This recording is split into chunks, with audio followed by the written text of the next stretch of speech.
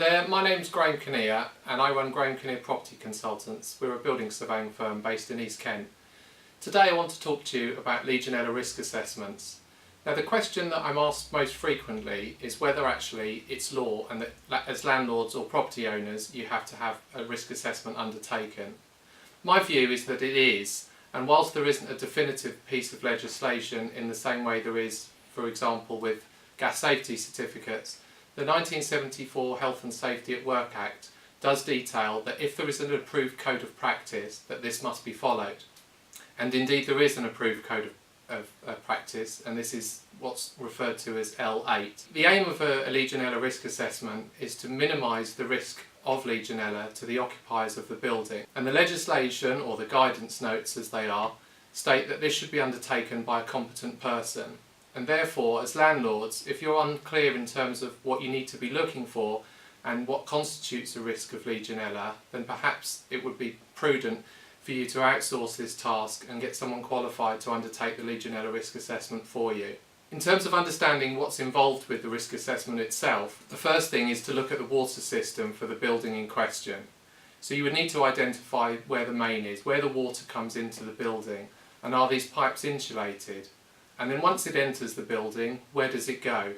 Have you a gravity system whereby there's a cold water storage tank in the loft, or is the heating and hot water maintained by a combi boiler, in which case there aren't tanks? You need to understand this in order to try and understand the risk. Now let's assume that there's a gravity system with a conventional boiler and a cold water storage tank in the loft. It is critical that this tank is inspected. It should be insulated, it should have a sealed lid, and the water inside and the sides of the tank themselves should be broadly clean. If they're not, then there is a risk here, and these tanks should therefore be chlorinated and cleaned. In order to access the tank, it would be prudent to have a standing area adjacent to it so that it can not only be inspected, but it can be looked at on an ongoing basis to make sure that the risk is minimised. If you have a combination boiler, then the risk is less prevalent because you don't store much water save for that is running within the pipes. So once we understand the water system, one of the other things that we need to look at is the temperature that the water runs at.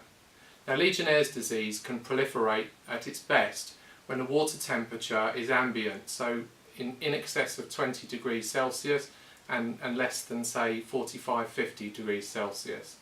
So it's key therefore that the temperature of the water at the cold taps is less than 20 degrees and the temperature at the hot taps and showers is in excess of 50 degrees.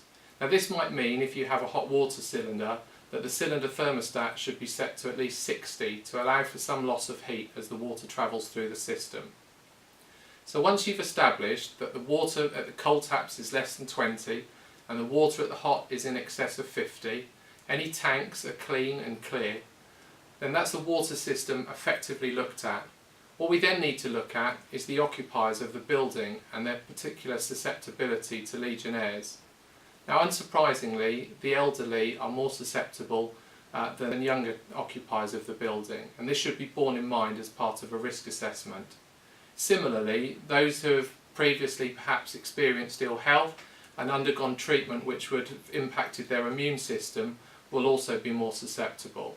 And so for sake of arguments, those that have undergone programs of chemotherapy will likely have a reduced immune system and therefore might be more susceptible. The other thing in terms of the occupier is actually the way the building is used.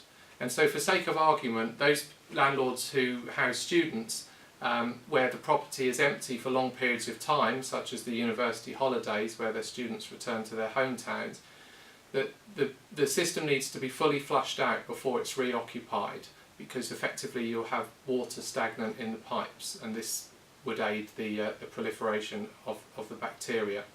So I hope that's given you an insight into a Legionella risk assessment. If you have any questions at all about what the assessment involves and how it should be undertaken, or indeed you'd like us to undertake an assessment for you, then please get in touch. Thank you.